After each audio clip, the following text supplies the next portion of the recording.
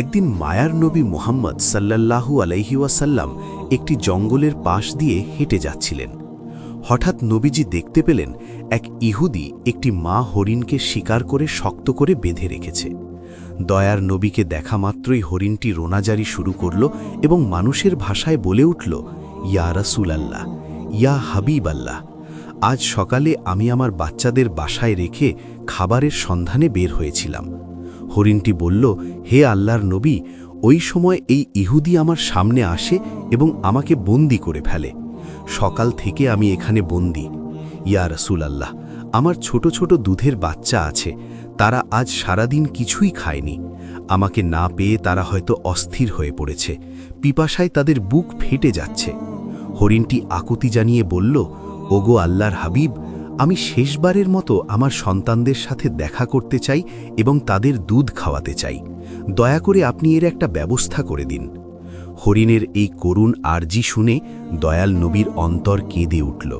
তিনি ইহুদিকে ডেকে বললেন, হে ইহুদি, তুমি কেন এই অবলা প্রাণীটিকে আটকে রেখেছ?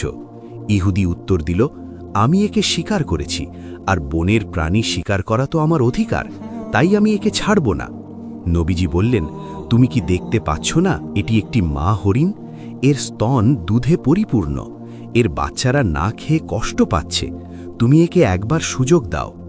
ইহুদি অবজ্ঞার সাথে বলল, আমি এত কষ্ট করে ধরলাম আর আপনার কথাই ছেড়ে দেব?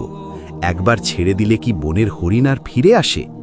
তখন বিশ্বনবী বললেন, তুমি একে ছেড়ে দাও, আমি জামিন হচ্ছি, সে তার বাচ্চাদের দুধ খাইয়ে আবার তোমার কাছে ফিরে আসবে।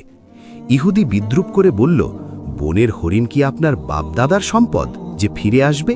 শিকার করা প্রাণী ফিরে আসার কি কোনো নজির আছে? যখন ইহুদি কোনোভাবেই রাজি হচ্ছিল না, তখন নবীজি বললেন, তবে এক কাজ করো, তুমি হরিণটিকে ছেড়ে দাও আর তার বদলে আমাকে এখানে বেঁধে রাখো। হরিণ না ফিরলে তুমি আমাকে সারা জীবন বন্দী করে রেখো। ইহুদি ভাবল এটি ভালো সুযোগ।